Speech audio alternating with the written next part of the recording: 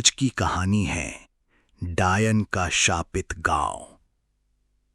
रात के 3 बज रहे थे जब रमेश की गाड़ी का इंजन अचानक बंद हो गया।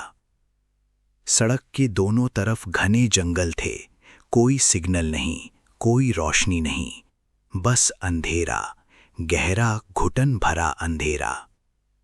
रमेश पत्रकार था, शहर का होशियार पढ़ा लिखा आदमी जो भूत प्रेत और अंधविश्वास को बकवास समझता था। वो अपने एडिटर के कहने पर कालीपुर नाम के एक गांव की कहानी करने जा रहा था। एक ऐसा गांव जिसके बारे में कहा जाता था कि वहां 3 साल से कोई बच्चा जन्म नहीं लिया। फसलें सूख गई थीं और गांव के लोगों ने बाहरी दुनिया से नाता तोड़ लिया था। रमेश ने गाड़ी से उतरकर इधर-उधर देखा, तभी दूर एक टिमटिमाती रोशनी दिखी। गांव होगा, उसने सोचा और उस तरफ चल पड़ा। 5 मिनट चलने के बाद वो एक टूटे हुए लकड़ी के दरवाजे के सामने खड़ा था। दरवाजे पर काले रंग से कुछ लिखा था। उसने टॉर्च मारी। यहां मत आओ। रमेश हंसा, कैमरा निकाला, फोटो खींची और अंदर घुस गया। गांव की गलियां सुनसान थीं, मिट्टी के घर थे, दरवाजे बंद, खिड़कियां बंद। लेकिन हर घर के बाहर एक चीज जरूर थी, एक काला धागा दरवाजे के ऊपर बंधा हुआ। तभी एक आवाज आई, कौन हो तुम? एक बूढ़ा आदमी था, झुकी कमर, सफेद बाल, आंखों में गहरी थकान, हाथ में लालटेन थी। नमस्ते बाबा, मैं रमेश हूं, पत्रकार। कालीपुर के बारे में। वापस जाओ, बूढ़े ने काटते हुए कहा। अरे बाबा, बस थोड़ी बात। ये गांव किसी के लिए नहीं है, उसके लिए है। बूढ़े की आंखें ऊपर उठीं, छत की तरफ नहीं, आसमान की तरफ। आज अमावस्या है, तुम नहीं समझोगे। रमेश ने नोटबुक निकाली। बाबा आप बताइए, ये डायन की कहानी क्या है? बूढ़ा एक लंबी सांस लेकर बोला, 50 साल पहले की बात है। इस गांव में एक औरत थी, नाम था कमला। विधवा थी, अकेली रहती थी जंगल के किनारे। लोग उससे डरते थे, कहते थे वो जड़ी बूटियों से इलाज करती है, देवी की भक्त है। लेकिन ईर्ष्या तो इंसान की फितरत है। एक साल फसल खराब हुई, गांव में भूख फैली। किसी ने कहा कमला की नजर है, बस इतना काफी था। गांव के लोगों ने उसे घर से निकाला, मारा और जंगल में जला दिया। उस रात कमला ने जलते जलते कहा था, जो मुझे जला रहे हो, मैं इस गांव को जलाऊंगी। न तुम्हारी संतानें होंगी, न तुम्हारी फसलें, और जो बाहर से आएगा वो मेरा होगा। बूढ़े की आवाज कांप रही थी। अगले साल से शुरू हुआ। पहले बच्चे मरने लगे, फिर बच्चे होने बंद हुए, फसल जलने लगी और गांव वाले वो रात को घर से निकलना बंद कर दिए। रमेश ने लिखते हुए पूछा, और जो बाहर से आए? बूढ़ा रुक गया, उसकी लालटेन की रोशनी कांपी। तुमसे पहले 3 लोग आए थे, पत्रकार, जांच करने वाले, एक सरकारी अफसर। कहां है वो अब? बूढ़े ने सिर्फ जंगल की तरफ इशारा किया। रमेश ने गला खंखारा। वो डरा नहीं था, या खुद से यही कह रहा था। बाबा कोई जगह है जहां मैं रात गुजार सकूं? सुबह निकल जाऊंगा। बूढ़े ने एक पल उसे देखा, फिर धीरे से कहा, मेरे घर चलो, लेकिन एक शर्त है। क्या? रात में दरवाजा मत खोलना, चाहे कुछ भी सुनाई दे। बूढ़े का घर छोटा था, एक खाट, एक मिट्टी का चूल्हा, दीवार पर देवी की तस्वीर। रमेश लेट गया, बूढ़ा कोने में बैठ गया, आंखें बंद, होंठ हिलते हुए। रमेश को नींद आने लगी। तभी आवाज आई, दरवाजे पर दस्तक। 1 बार, 2 बार, 3 बार। रमेश उठकर बैठ गया। मत जाओ, बूढ़े ने आंखें खोले बिना कहा। शायद कोई गांव वाला है। गांव में कोई रात को नहीं निकलता। दस्तक फिर हुई और इस बार साथ में एक आवाज भी, रमेश। रमेश का दिल रुक गया। उसे कौन जानता था यहां? रमेश, अंदर आने दो, ठंड लग रही है। आवाज औरत की थी, मीठी, लेकिन उसमें कुछ था, एक खुरदरापन, जैसे रेत किसी के गले में फंसी हो। रमेश उठा। नहीं, बूढ़े ने इस बार जोर से कहा। उसने रमेश का हाथ पकड़ लिया। वो तुम्हारी आवाज पहचान गई, अब तुम्हारा नाम लेगी, दरवाजा मत खोलो। लेकिन अगर कोई मुसीबत में है तो? रमेश, तुम्हारी माँ बुला रही है, दरवाजा खोलो। रमेश ठिठक गया। उसकी माँ दिल्ली में थी। रात भर वो आवाजें आती रहीं, कभी माँ की, कभी दोस्त की, कभी एडिटर की। हर बार नाम लेती, हर बार कोई ना कोई बहाना। रमेश, गाड़ी में आग लग गई। रमेश, किसी को सांप ने काटा। रमेश, बाहर आओ, देखो तो। रमेश ने तकिए से कान ढक लिए। 4 बजे सब शांत हो गया। सुबह की पहली किरण के साथ बूढ़ा उठा। चलो अभी निकलो, धूप में वो नहीं आती। रमेश ने पूछा, बाबा वो वाकई में डायन है? बूढ़े ने कहा, वो कमला है, या जो कमला से बचा। जिसे इस गांव ने जलाया वो मर गई, लेकिन जो उसके साथ किया गया वो जिंदा है। उसका गुस्सा, उसका दर्द, वो यहाँ की हवा में है, मिट्टी में है, और वो सिर्फ बाहर से आने वालों को लेती है। हाँ, गांव वालों को नहीं, हम तो उसके कैदी हैं, जाना भी चाहे तो नहीं जा सकते। जो जाने की कोशिश करता है। बूढ़ा रुक गया। क्या होता है? वो जंगल में मिलता है, खड़े खड़े, आंखें खुली, सांस नहीं। रमेश गांव की गली से निकला। सुबह का उजाला था, लेकिन फिर भी गांव मरा हुआ लग रहा था। कोई बच्चा नहीं, कोई चहल पहल नहीं, सिर्फ बंद दरवाजे और काले धागे। तभी एक घर की खिड़की के पर्दे हिले। रमेश ने देखा, एक औरत थी, सफेद कपड़ों में। चेहरा नहीं देखा, बस बाल लंबे काले, आधे चेहरे पर बिखरे। वो खिड़की से देख रही थी। रमेश की नजर मिली। औरत ने धीरे से हाथ हिलाया, जैसे पहचानती हो। रमेश तेज चाल से आगे बढ़ा, जंगल में घुसा, गाड़ी के पास पहुंचा।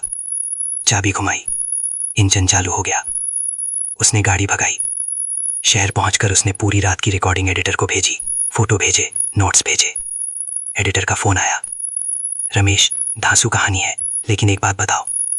क्या? तुमने जो आखिरी फोटो भेजी है वो खिड़की वाली, उसमें तुम्हारे पीछे भी कोई है। रमेश का हाथ रुक गया। क्या? तुम्हारे पीछे, जंगल में, पेड़ों के बीच कोई खड़ा है, सफेद कपड़ों में। रमेश ने फटाफट फोटो खोली। बूढ़े का घर, गली, जंगल का रास्ता, और पेड़ों के बीच एक आकृति, सफेद, धुंधली लेकिन साफ, देख रही थी उसकी तरफ। रात को रमेश अपने फ्लैट में था। नींद नहीं आ रही थी। तभी दरवाजे पर दस्तक हुई।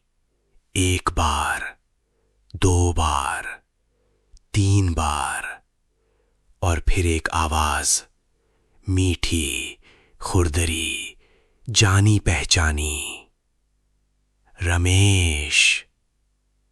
रमेश ने कंबल खींचा, आंखें बंद की, दांत भींचे।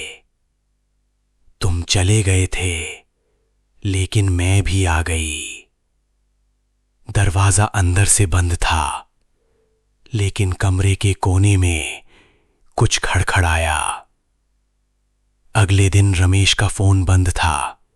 एडिटर ने फ्लैट पर आदमी भेजा। दरवाजा खुला था। कमरे में कोई नहीं था, बस एक काला धागा था दरवाजे के ऊपर बंधा हुआ, और दीवार पर उंगली से लिखा था, ये गांव किसी के लिए नहीं है। रमेश का गायब होना किसी ने नोटिस नहीं किया, कम से कम पहले हफ्ते तो नहीं।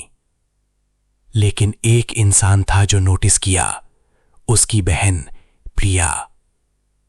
प्रिया दिल्ली में डॉक्टर थी, छोटी, तेज दिमाग और रमेश की इकलौती बहन।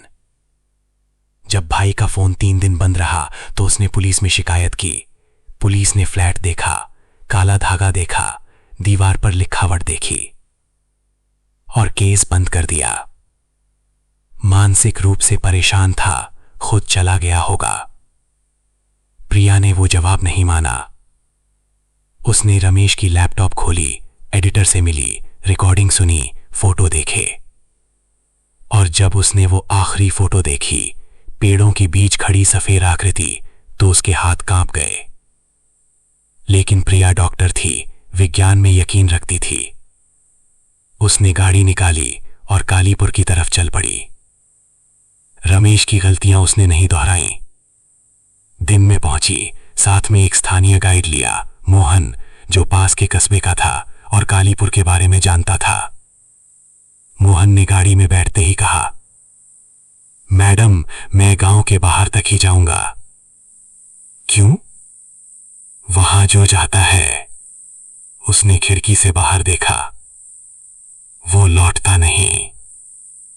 मेरा भाई वहां गया था।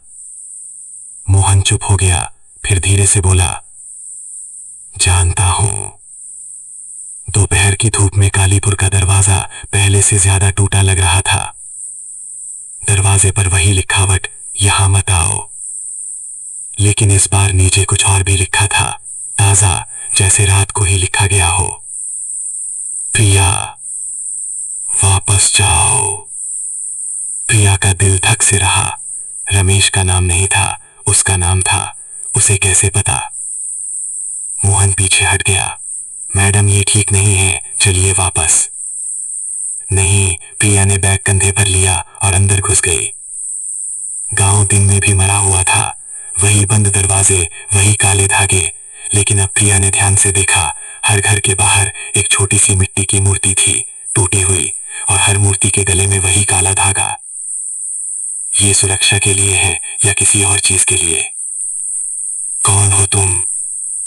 प्रिया ने पलट कर देखा। वही बूढ़ा था, वही झुकी कमर, वही थती आंखें। मैं रमेश की बहन हूं, वो यहां आया था। बूढ़े का चेहरा पत्थर हो गया। जानता हूं। कहां है वो? बूढ़े ने एक लंबी सांस ली, आसमान की तरफ देखा। बैठो। रघु काका का नाम रघु काका था, गांव का सबसे उम्रदराज इंसान, 80 साल का। उसने प्रिया को चाय दी, मिट्टी के कप में। तुम्हारा भाई चला गया था, लेकिन वो अकेला नहीं गया।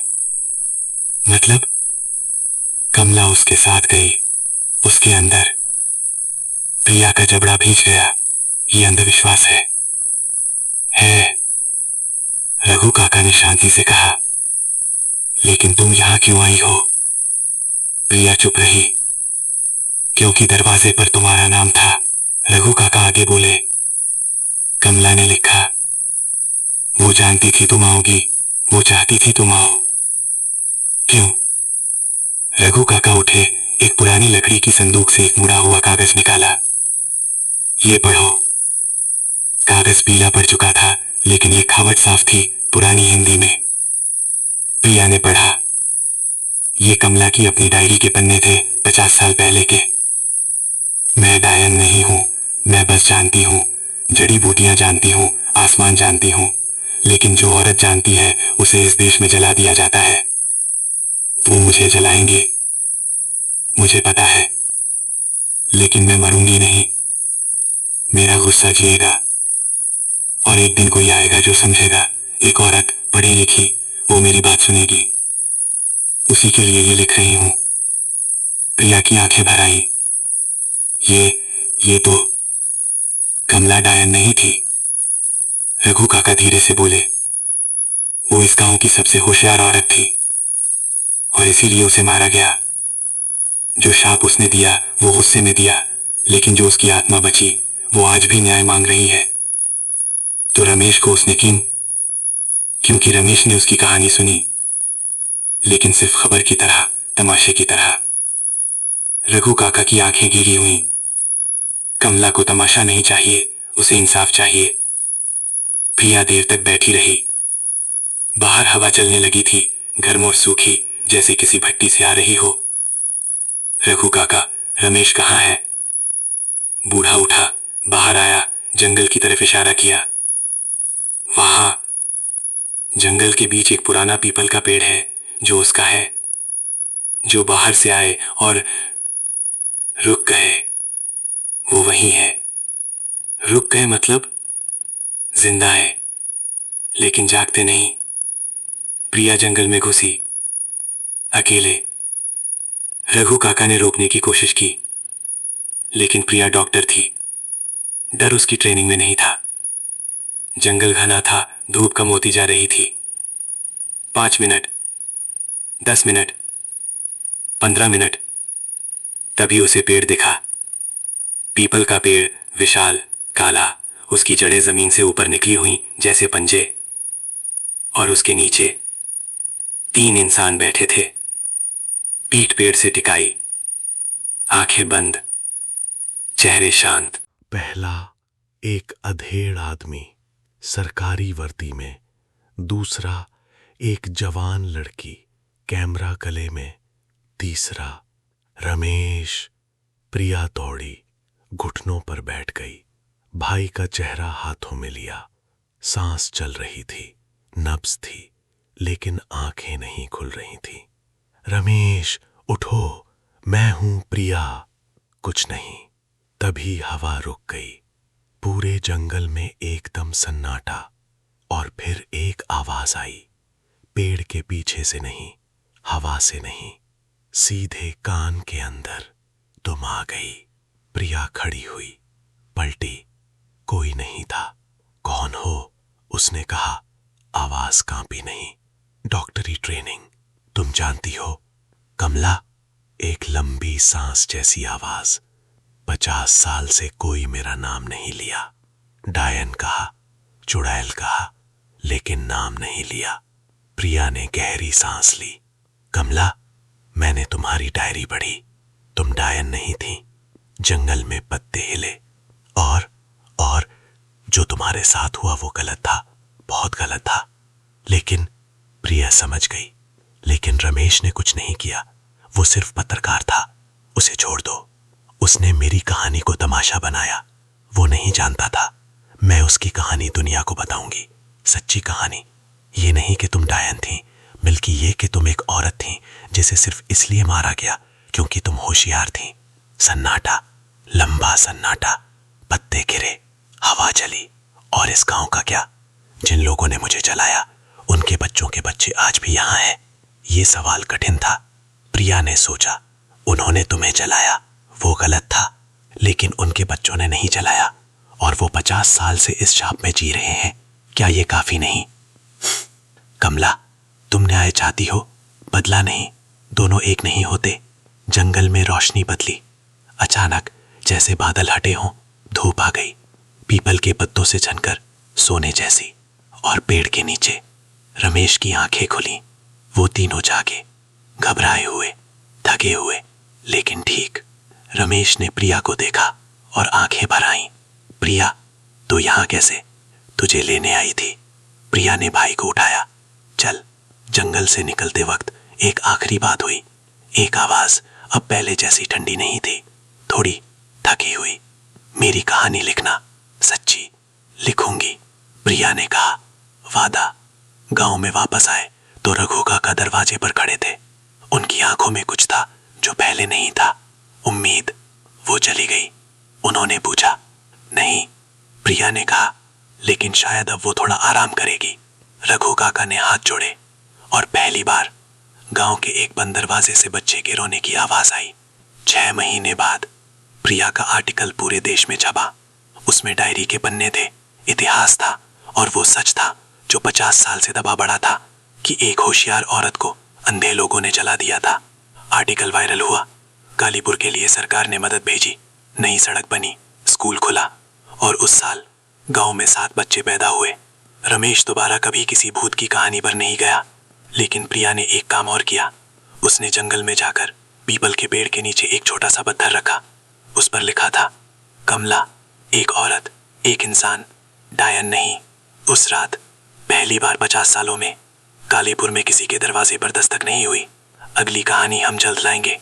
कहानी अच्छी लगी तो आप हमारे चैनल को सब्सक्राइब जरूर करें।